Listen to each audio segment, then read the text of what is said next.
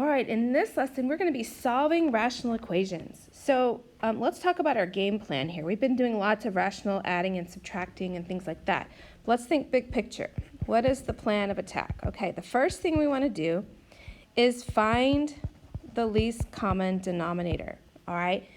And to do that, we need to factor all the denominators first. Got to do that first.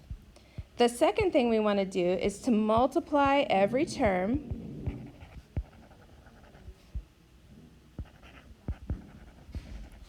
by the LCD. Be careful that you do every single term. Make sure every single term has the LCD. And then it should simplify out so that it's easier to solve. All right, so there's my plan. Your instructions today are going to be very familiar. It's going to say solve, and then it's going to say state any restrictions on the variables. Remember, that's only going to happen if there is a variable in the denominator. All right, so let's look at number one. Now I'm going to stretch this out on purpose, okay? So it's going to be 1/2 plus 2 over x equals 1/3 plus 3 over x. Now, I stretched it out intentionally, all right? So let's first find the LCD. What is the least common denominator going to be? Well, it needs to have a factor of 2 and an x and a 3. So here's a repeat of the x. So what should I do? Well, a lot of times you just multiply them together. I don't need x squared, I just need 1x. So it would be 2 times 3 is 6, so it would give me 6x. This is the least common denominator I need to have across the board. So I'm going to go across and multiply through by that least common denominator. Now you can see why I left a little bit of space in there. Now let's clean this guy up a little bit. All right, what can we reduce? Well, the 6 divides by 2 and leaves me with the 3. On the second term, the x's will cancel out. Over here on this side of the equal sign, 6 divided by 3 leaves me with a 2. And over here, the x's again will cancel out. So what are we left with? Well, let's look at this. All right, in this term, what's left is a 3x. Plus, what's left here is a 12. In this term, what's left is 2x. And this term is plus 18. All right, so let's clean this guy up. If I move this one over here, it'll be 3x minus 2x. Plus 12 equals 18. So that's x plus 12 equals 18. If I move that over, that means that x is equal to 6, right? Okay, now let's go back and look at our restrictions. So what is it that x cannot be? Go back to your original equation. Figure out if there's any x's in the denominator, and there is. There's one here, there's one here. So if I set this equal to 0, what's going to make it 0? A 0. So we want to avoid the 0. So x cannot equal 0 in this question. Let's try another one. So number 2, again, stretch it out so you have space for your LCD. So 3x over 4 plus 2 equals 5x plus 1 over 3. Now let's stop and think before we go too fast or too far. Let's think, what is the LCD going to be?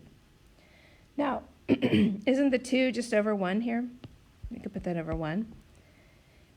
What would our least common denominator be? Well, we just need 4 and 3, something 4 and 3 and 1 can go into. Well, that would be a 12, wouldn't it?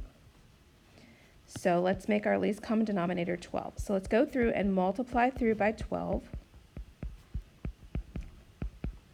And then let's reduce. So 12 divided by 4 leaves me with a 3.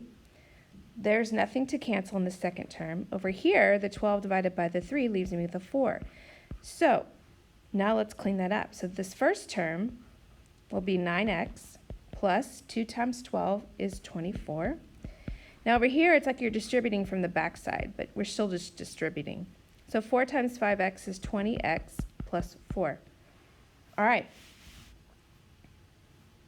Now let's clean this up. I'm going to move this guy over. So it'll be 9x minus 20x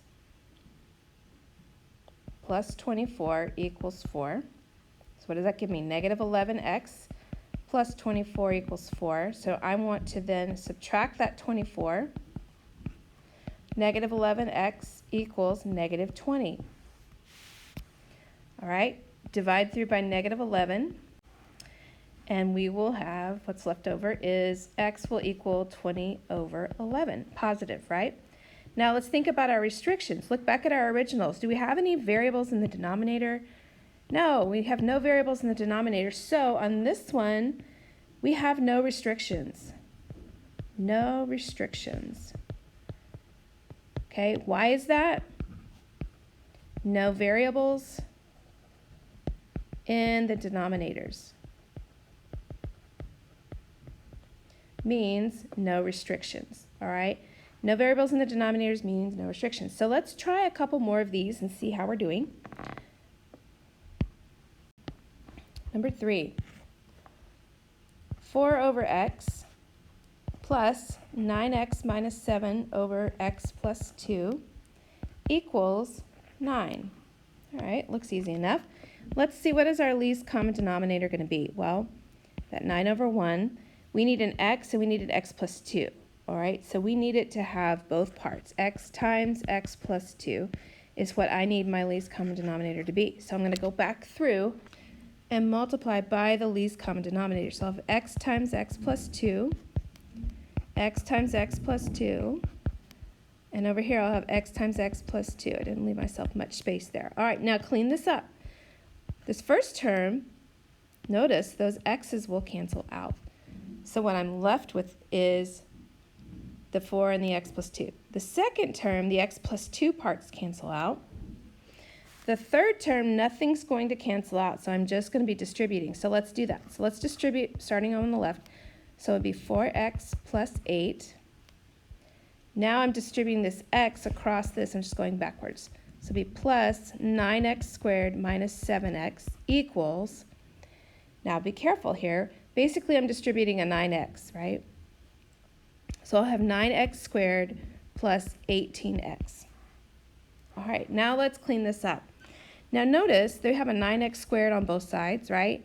When that happens, they will cancel each other out, because if I subtract 9x squared from both sides, they're going to be 0. They're gone. So let's combine these like terms. We'll have negative 3x plus 8 equals 18x. All right, now let's move that negative 3x over by adding it. So I'll have 8 equals, what, 21x? Solving for x, I'm going to divide by 21. So x will be 8 over 21. Now let's think about restrictions. Look at our original equation. Are there any variables in the denominator? Yes. Okay, what would make this undefined? Well, if x is 0, right? What would make this one undefined? What would make it equal to 0? Well, negative 2 would make it equal to 0, so I can't use negative 2 either. So this one has 2 restrictions. Let's try one last example. This one is 10 over 2y plus 8. Leave yourself space, minus 7y plus 8 over y squared minus 16 equals negative 8 over 2y minus 8. All right, this looks a little more complicated. We need to do some factoring, looks like, before we jump to our least common denominator. So let's do some factoring. Let's look at the bottom here. There is a GCF of 2, so I'll have y plus 4. So let's think of it in those terms. This, hopefully, you recognize this is a difference of squares. So this will be y plus 4, y minus 4. This is a GCF of 2, so y minus 4. Now I can lean back and go, okay, what do we need to have in common for everything to work out? Well, we definitely need a 2. We need a y plus 4. And it looks like we need a y minus 4. All right, so this is my least common denominator. So I'm multiplying by a lot of stuff. All right, so I'm going to rewrite this. So I'm going to say 10 times 2 times y plus 4. Now the least common denominator I need is 2 times y plus 4, y minus 4.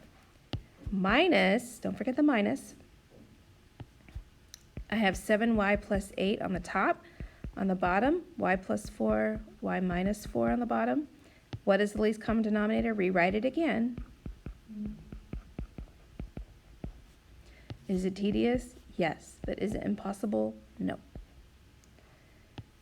this will be 2 times y minus 4.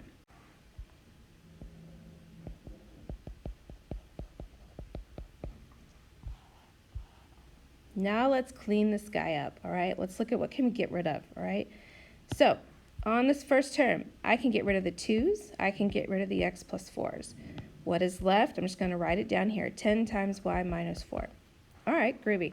Moving on. Look at the next term. I have x plus 4's will cancel. Y minus 4's will cancel. What's left over is the 2, right? So I want to be really, really careful about. There's a negative sign here and a 2 here. So I need to think about it like this. I can put them together and say minus 2 times 7y plus 8. Hopefully that makes sense to you.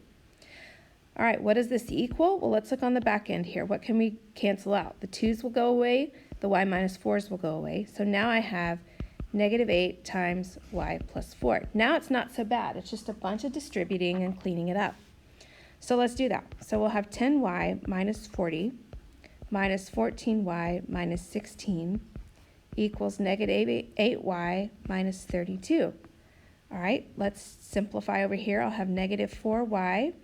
Negative 40 minus 16 is negative 56 equals negative 8y minus 32. All right, I'm going to move this 8y over here by adding it. That gives me 4y minus 56 equals negative 32. I'm going to move this over by adding the 56 here. So I'll have 4y equals 24. Divide by 4, so y is a 6. All right, look at that. We have a solution. Now let's think about our restrictions. Y cannot equal what? Go back to the original story where we factored things out.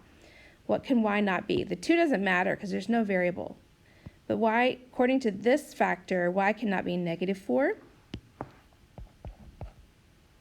And according to this factor, it cannot be a positive 4.